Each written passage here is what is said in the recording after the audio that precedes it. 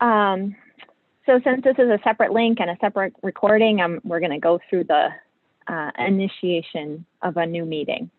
So good evening and welcome to the Scarborough School Board meeting for December 17th, 2020. Could I have the attendance, please?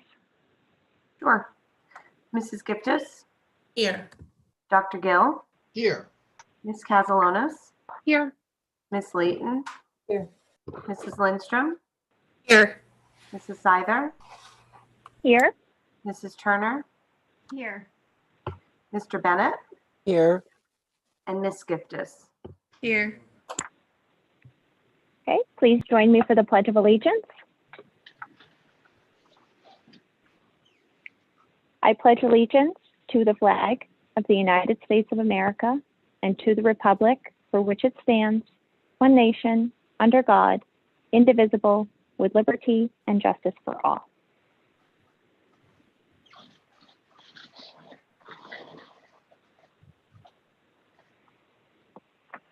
Agenda item 4.0 is adjustments to the agenda. Are there any adjustments this evening?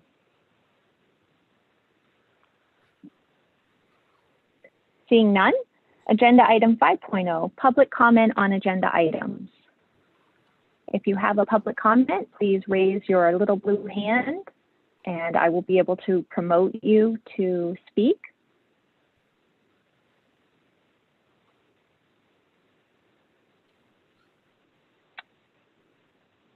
Seeing none, I'm going to go ahead and close public comment for this evening. Agenda item 6.0 is the 2020-2021 SPS calendar update. Thank you, April. What I might be doing tonight is fluctuating between this slide, number 5, and number 6, but we'll stay right here for now. And I'm going to kind of go slow because I don't want to lose people, and I just want to make sure that you have the time to kind of think through what I'm talking about. So pretty much what I'd like to, as you see on the slide right in the picture here, on the left side is the draft calendar, and on the right side is the current calendar. And in the middle, I'll be talking about the changes. So let's begin with the changes from November 18th and December 2nd. Just as a refresher, we've received great feedback from the community on our remote plan, and it's always a work in progress trying to make revisions. The board was very supportive of the staff to have November 18th and December 2nd, where we changed these days so that staff could indeed do the good plan, and if indeed, if we ever go fully remote. So that was very appreciative by the school staff, and I just wanted to acknowledge that. And certainly, as we look forward, what I'd like to talk a little bit about is the January 4th and 5th. I'm proposing in my plan that those days be fully remote days for all students. And I would like to explain why. And if we could go to the slide, Kelly, on number 6, that would be great. So the rationale for having 2 remote days upon return from the holiday vacation, which would be January 4th and 5th, we're trying to really, again, be proactive and think about student and staff safety. And that really is the driving force for these 2 days. We have learned a lot this year. Particularly, we learned a lot upon Thanksgiving vacation, the first day back. And that really has driven our administrative team to think about what could we do on January 4th and 5th, again, coming back from another vacation. And so bullet 2 talks about trying to avoid the unnecessary anxiety among staff, students, and families as they return. As you can imagine, people are going to be probably visiting their families in different places, and it's going to be a little bit more social time a year than others. Although we have complete faith that people will be 6 feet away from other people and having their mask on, but we're also very well expect that when people come back, there'll be some anxiety, and there'll be anxiety again with all members of our community as they enter into our school.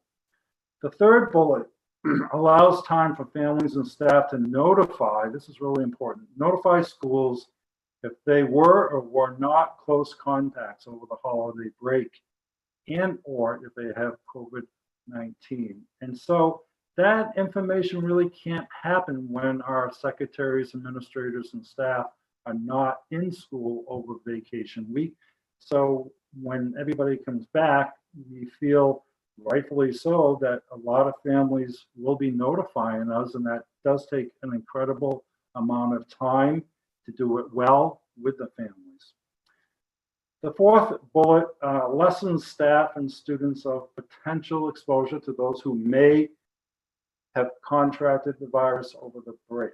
So again, the whole intent here for the whole year is try to make sure that our schools and our people are safe and that the exposure does not increase.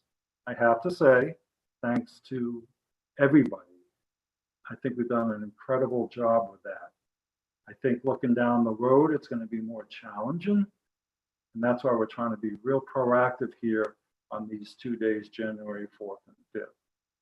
It does provide window after the holiday to limit potential of quarantining multiple staff and students. Again, rightfully so. We had wonderful parents come in and had a lot of questions with our nurses and our administrators and the front desk.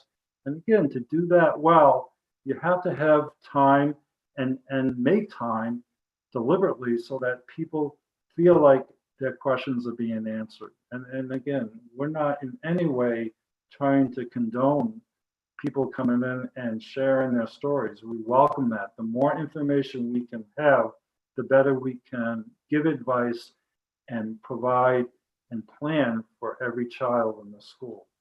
In addition to that, it allows a buffer for our school nurses to answer those family questions. Again, regarding exposure that people might have had during the break. And we anticipate, again, maybe we're wrong, that more people may come down with COVID-19 over these holidays, like we saw even with Thanksgiving. So what my recommendation and my plan, I'm planning on this, is to have these 2 days where the students would work remotely. So we're not canceling school, but we're having the students remotely work those 2 days. And that, again, will allow for what I've just explained in accordance to making sure that the transition is safe for all parties and that we work smart in making sure that we can work with the families and staff members to make sure that if indeed somebody comes down with COVID-19, that we have the time and we have the time to look at close contacts and to do the necessary correspondence to people on that. So that is sort of the big picture here that I wanted to talk about with that. And I'm going to continue on, and then certainly feel free to ask questions as we move on. Kelly, can we go back to slide 5, please?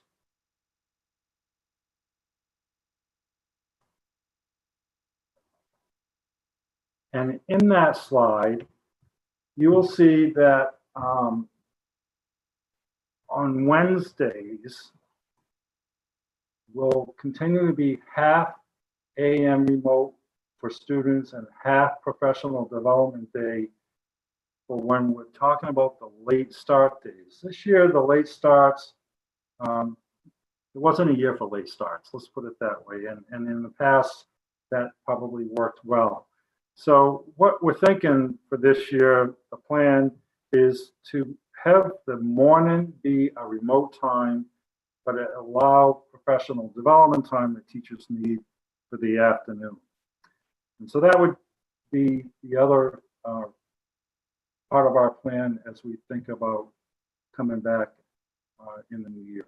So I wanted to just highlight those components, and happy to give more information or take any questions. Again, the whole intent here is to really try to plan in a smart way as we continue to want our students to be healthy and remain in school as much as possible. Yet at the same time, we need opportunities for our staff to have time and to work as a staff to plan without students present. So it's trying to find that nice balance. And again, a lot of this is just a change with having students learn remotely. And every month it gets better and better with our remote plan. So I'm sure, let me just check my notes. I think that's pretty much what I wanted to talk about. I just wanted you to be aware of the plan as we go forward. Thank you very much, Sandy. So I'm going to go ahead and start off comments and just make sure that the board and the community know that when we're talking about these calendar amendments, the decision to be virtual or be in person ultimately is Sandy's decision. And so nothing on the calendar on this slide that pertains to Sandy's decision to either be remote or in person is something that the board is going to be voting on. That's not an action item for us. But what the board does need to take action on is the calendar change from the Wednesday half days the Wednesday late starts becoming Wednesday half days for students. And so later on in the agenda under new business, we have a vote on the calendar, and that is the portion of this discussion that we're going to be voting on. A couple of people have their hands up, so go ahead, Alicia, and then Kristen. Again, I think that I've said this before, I think that the board should have input in this decision because it impacts the teachers, the calendar, the staff, and the community, the students in general. I don't support the changes. I worry about the difference between the Monday, Tuesday cohort group and the Thursday, Friday cohort group getting remote versus in-person learning. The input that we receive largely is in favor, opposed to this type of change. And I don't necessarily think that the rationale for it is anything that is going to be improved by these changes. I think it's going to add more work to the teachers' schedules to now have to plan for remote days that they weren't anticipating. I think that it's going to leave people scrambling for childcare. It changes the kids' schedule and what they anticipate. People that had close contacts should be calling the nurse and staying home anyways. And it's not a long enough buffer that it's going to provide a health benefit. So for me, it's adding a lot of chaos. It's taking away in-person instruction. And more than anything, I think our kids need to be in school. And we hear that from people over and over again. So for what it's worth, it sounds like that April, you don't think that this is a board decision. I disagree with that. And I also, I just want to go on record that this is not something I support.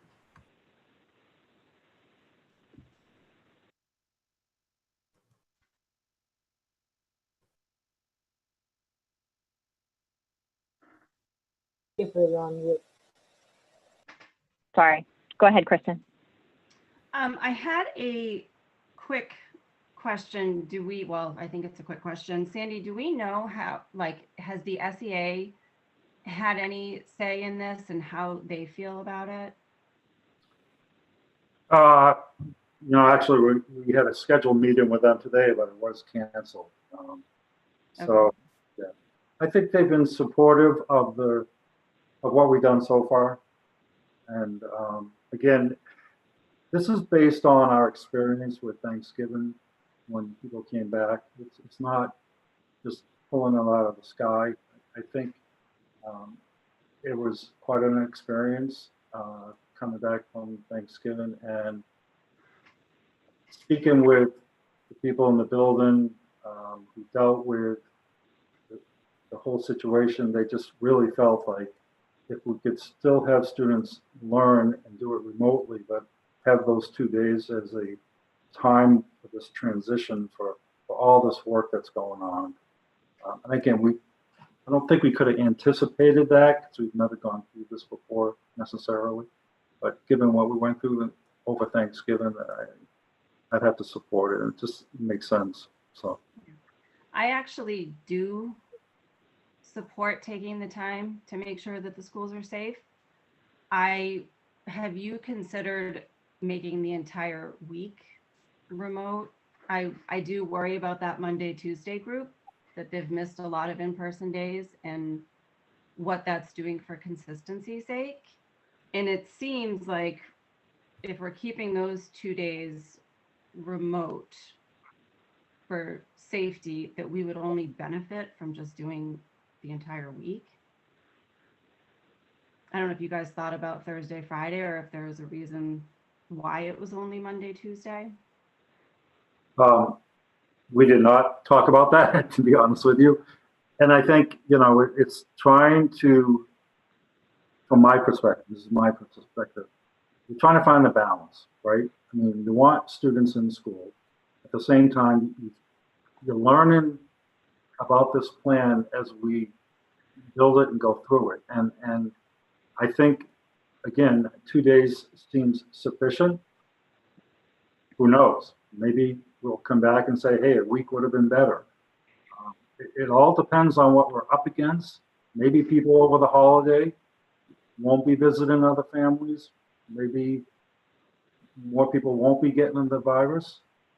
It's hard to speculate, but I think it's fair to say that more people are going to be more social over the holidays, and we've got to be prepared for that. So. Thank you. Diane, and then I'll go to Sarah. I just wanted to add a couple of more pieces of information for the board.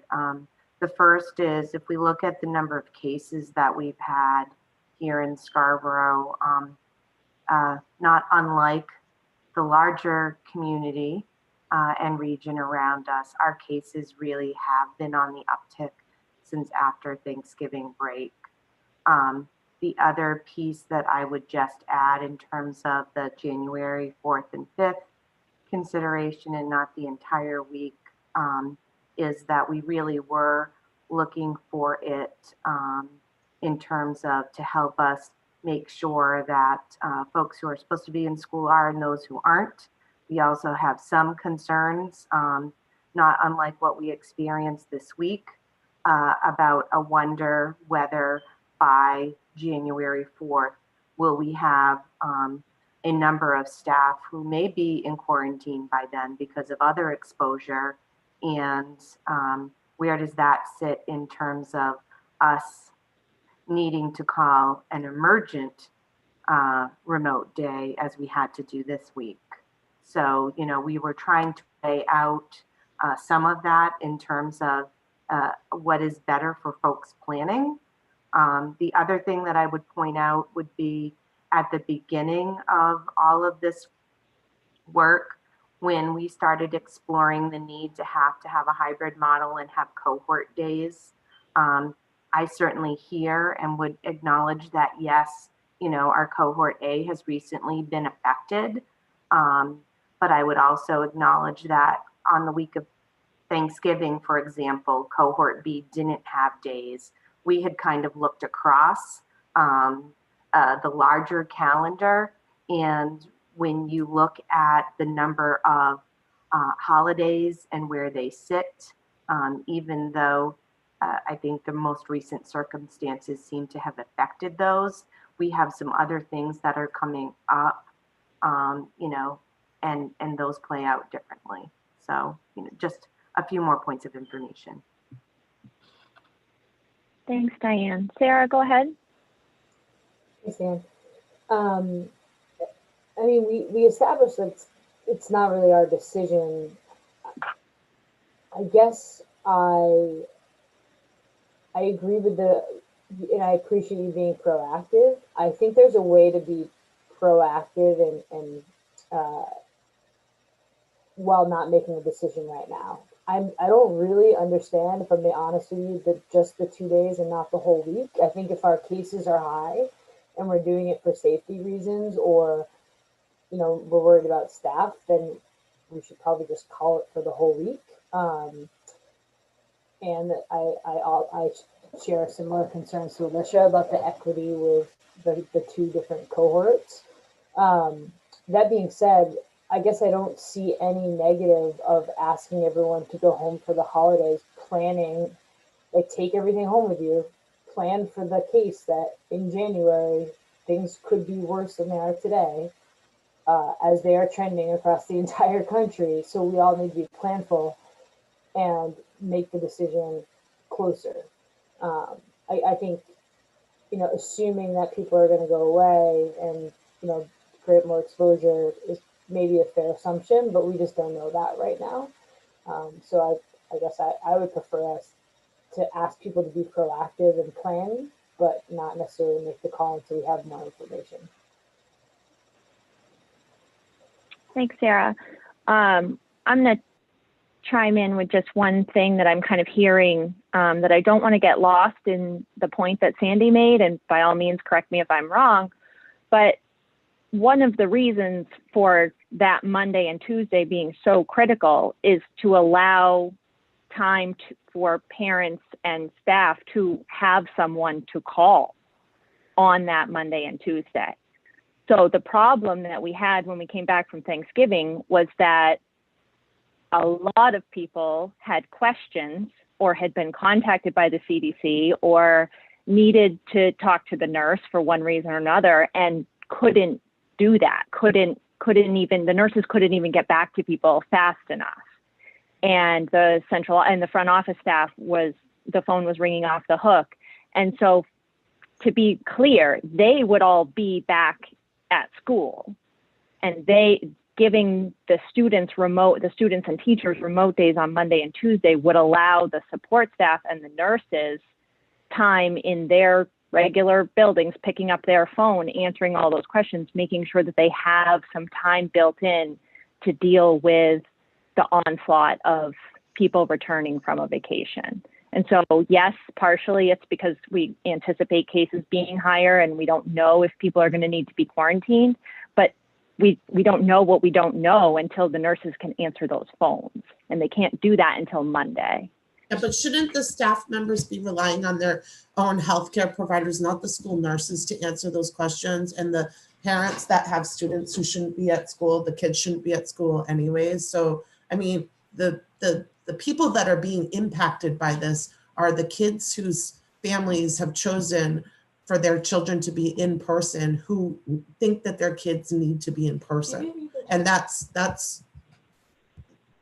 who we're disadvantaging by this decision. I'm going to ask that you please raise your hand, but I'm sorry, can I address what you said? The clarification, April.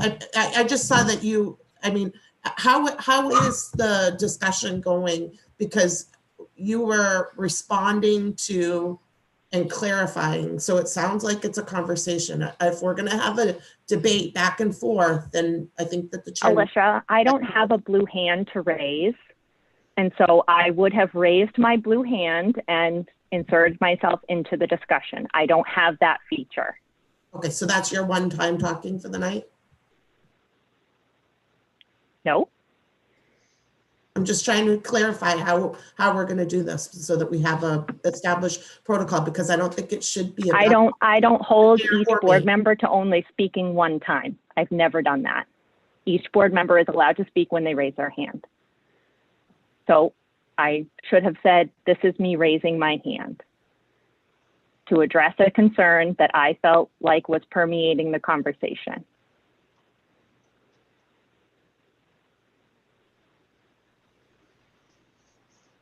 Nick, go ahead, please.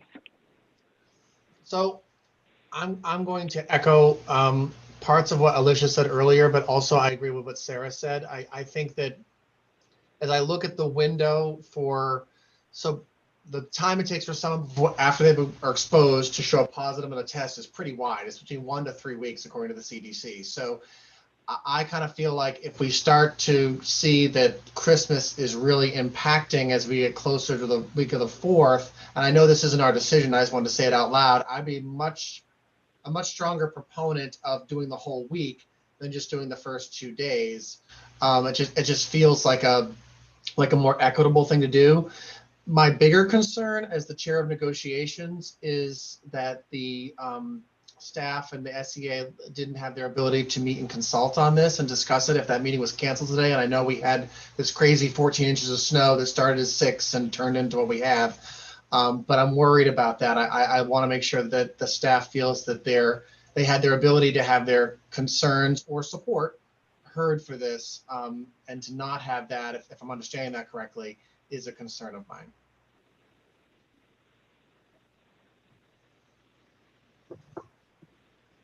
Thanks, Nick. Is there anyone else who would like to make a comment before we move forward?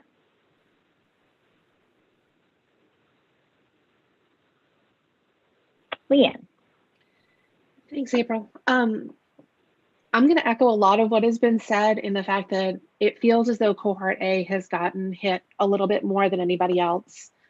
And if there is a situation that we're concerned with the cases rising, and hitting nearly 600 today is definitely rising, why we wouldn't just take the full week for safety and for planning. I totally respect that people want the children in school.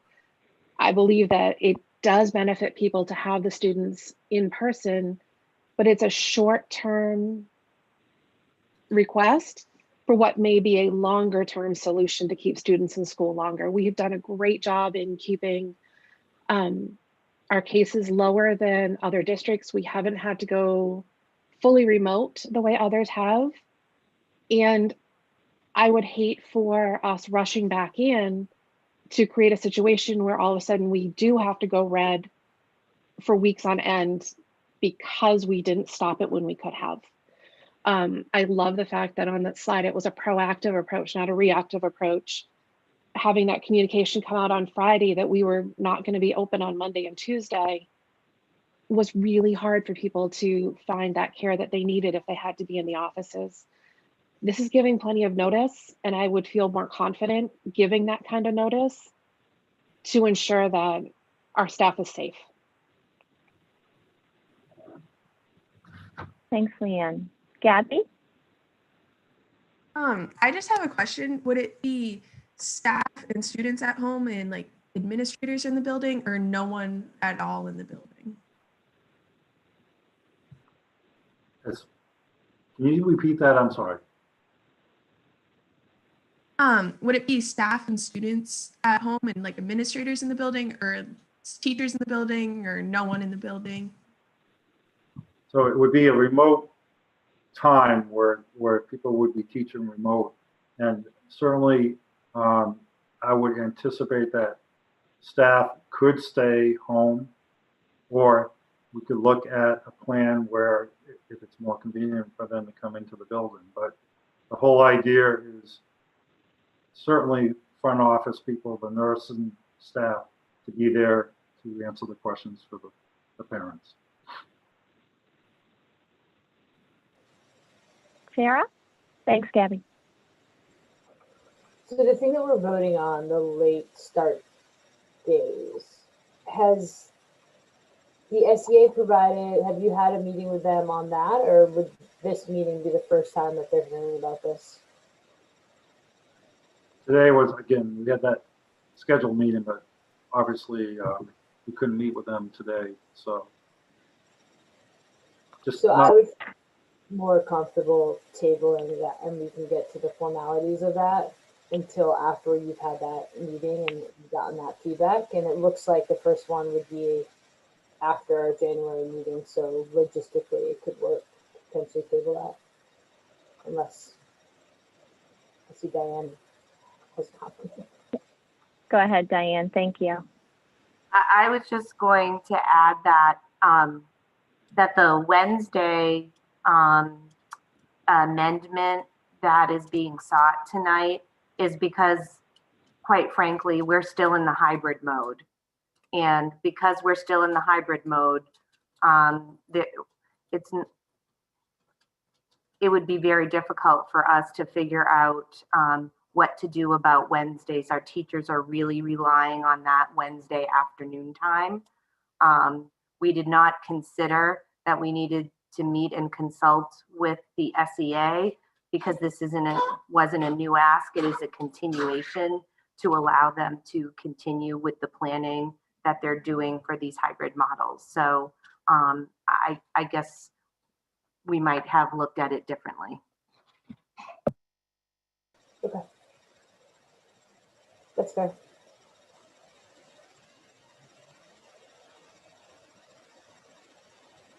Sorry.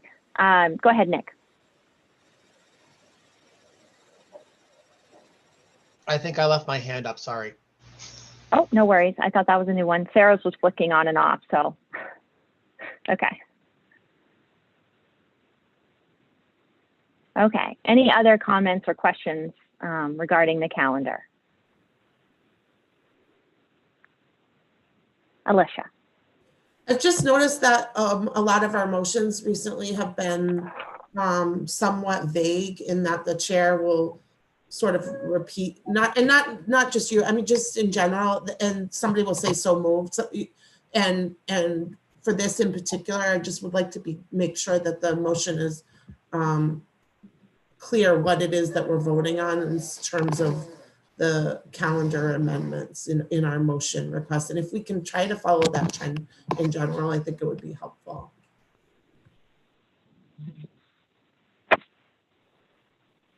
April, can I jump in?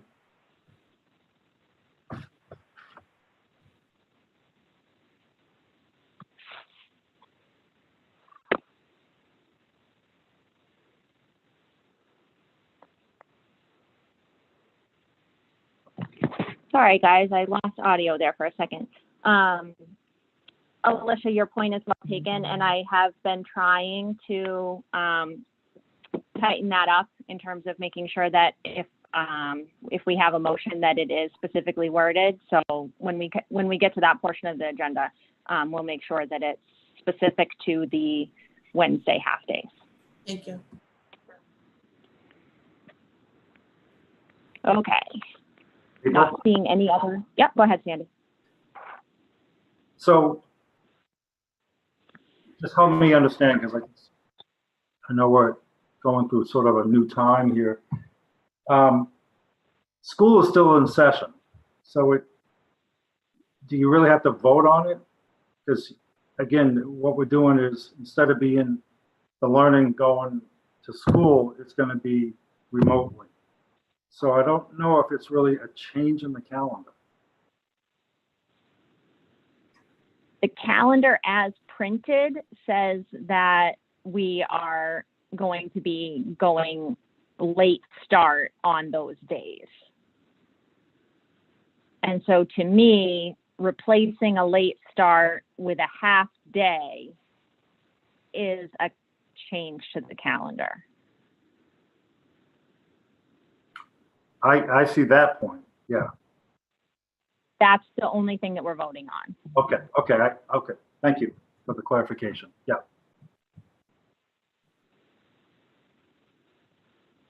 Are we all set? Okay, great. Moving on, agenda item 7.0, Equity Steering Committee update, and I'm going to turn it over to Leanne for this. Thanks, April. Kelly, can you move to the next slide, please.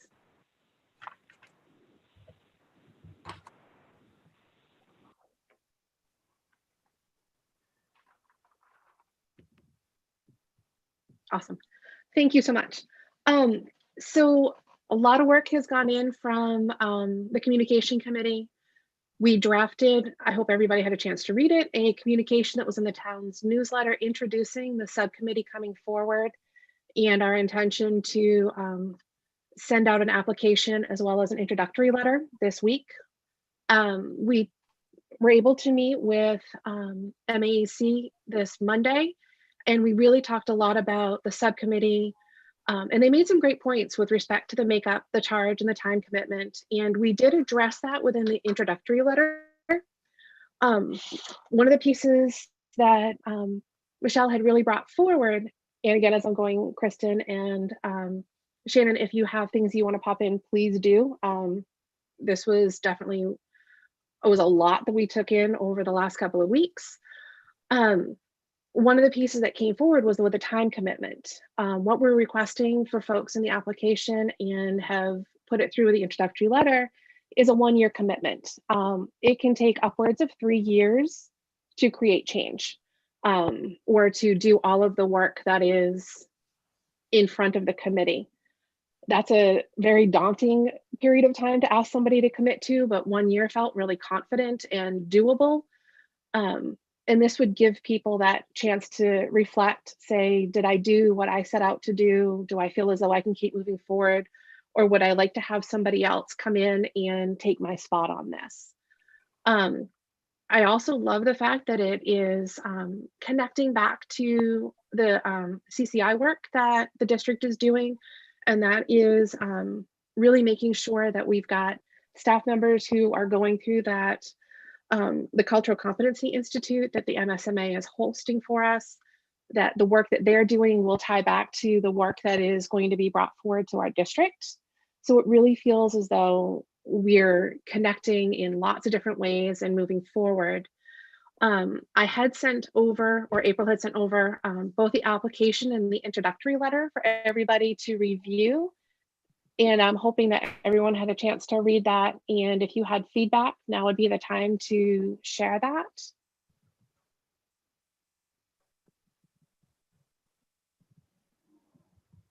And I feel like I talked a lot. No, not at all. I'm not seeing any blue hands for either feedback. Does anyone have any questions about just the communications committee drafting the introductory letter, or about the timing of the application, or any of that? Alicia. I raised my hand. I just wanted to say thank you for all of your hard work on that. I know you guys worked really hard and I appreciate it. Thank you. And actually, April, you had brought up a point about the timing, and I totally glossed right over that. We'd like to launch this on tomorrow with the district newsletter that goes out, getting that through everybody, also sending it out to staff members through another, through their email boxes so that they have this as well. Also going to our students. We're looking to have applications back by the 15th of January. That will give us another meeting to promote this again with the community, make sure we're using social media. When we start pushing that out, if everyone can also share that broadly yourselves to make sure this is getting to as many people as we can in the community. And then on the 21st at that meeting, we'd be selecting the committee who would then take over the project and move forward. Excellent. Does anyone else have questions or comments? Not seeing any. Thank you so much to the communications committee. We as a board tasked you guys with this at our last meeting. And I know that you really made it a priority. And not only did you make it a priority to put this on your agenda and get this important work started, but you also met twice to make sure that you had something that was a polished, finished draft that could be sent to the full board well in advance of the meeting, so that we could all have the time to review it. And if we felt like it needed significant changes, we could bring those changes forward tonight. I think that that's a really transparent and clear way to make sure that when we are trying to put forward work that really is full board work, that all of those steps that we took to get where we are tonight, so that we can vote to approve the application, approve the cover letter as a package, and really get this work started tomorrow. So thank you so much. Okay, moving on to new business. Agenda item 8.1 is the meeting minutes of the November 19th, 2020 workshop. Do I have a motion to approve the minutes as written? So moved. Second. Discussion? Diane, could you take a vote, please? Mrs. Giftis, Yes. Dr. Gill, Yes. Ms. Castellanos, Yes. Ms. Layton, Yes. Mrs. Lindstrom, Yes. Mrs. Seither, Yes. Mrs. Turner, Yes. Mr. Bennett, Yes. and Ms. Giftis. Yes. Excellent, thank you. Agenda item 8.2 is approval of the application for the Equity Steering Committee. Do I have a motion to approve the application as presented? So moved. Second. Discussion? None, other than to say thank you once again. Diane, go ahead. Mrs. Giftis, Yes. Dr. Gill, Yes. Ms. Castellanos, Yes. Ms. Layton, Yes. Mrs. Lindstrom, Yes. Mrs. Seither, Yes. Turner, Yes. Mr. Bennett, Yes. and Ms. Giftis. Yes. Great. Agenda item 8.3 is 2020-2021 SPS calendar changes. I would like to present the following motion. A motion to amend the 2020-2021 SPS school calendar to replace Wednesday late start days with half days for students at all phase levels. Do I have a second? Second. Discussion.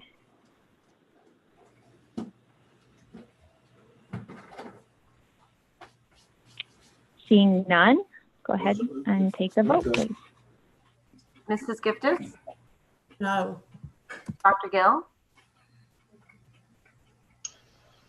No. Ms. Castellanos, Yes. Ms. Layton, No. Mrs. Lindstrom, Yes. Mrs. Seither, Yes? Mrs. Turner, Yes. Mr. Bennett, Yes. and Ms. Giftis. Yes. Great, thank you very much. Agenda item 9.0 is a motion to go into executive session pursuant to 1 MRSA 4056C for the purpose of determining direction and the process for the superintendent search, not to return to public session. April, do we have the appointments?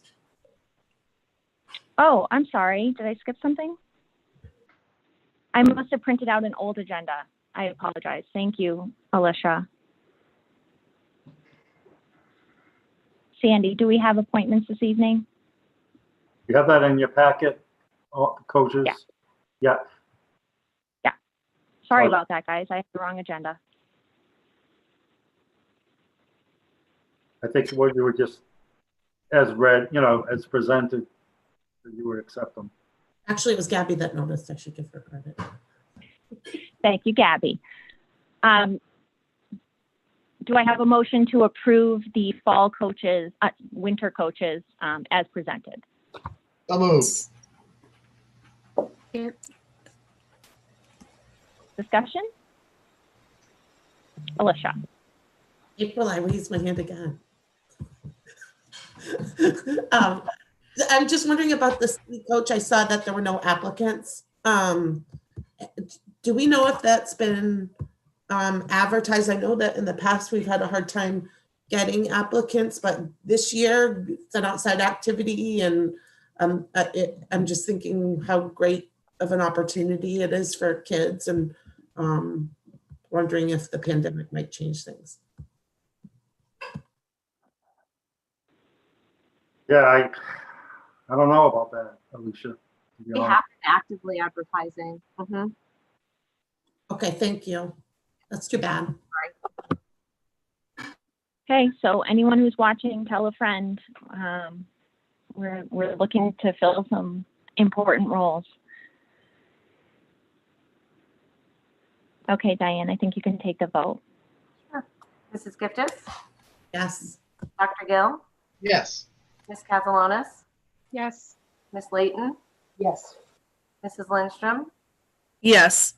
Mrs. Seidar, Yeah. Mrs. Turner, Yes. Mr. Bennett, Yes. and Ms. Giftis. Yes. Okay. Now I would like to make a motion to go into executive session pursuant to 1 MRSA 4056C for the purposes of determining direction and process for the superintendent search, not to return to public session. So moved. Second. Discussion? None other than to say to everybody who is in attendance and to the rest of the board, I hope that you all have a happy and safe holiday season, and we can take a vote. Mrs. Giftis, Yes. Dr. Gill, Yes. Ms. Castellanos, Yes. Ms. Layton, Yes. Mrs. Lindstrom, Yes. Mrs. Seidar, Yes. Mrs. Turner, Yes. Mr. Bennett, Yes. and Ms. Giftis. Yes. Okay, agenda item 10.0 is adjournment. So moved. Second. Mrs. Giftis. Discussion? Oh, sorry. No, go ahead. We're all set. Mrs. Giftis, Dr. Gill, Yes. Ms. Castellanos, Yes. Ms. Layton, Yes. Mrs. Lindstrom, Yes. Mrs. Seidar, Yeah. Mrs. Turner, Yes. Mr. Bennett, Yes. and Ms. Giftis. Yes. Hey, everybody. We are having executive session. I propose we take a 5-minute break, and I will see everybody at 7:55.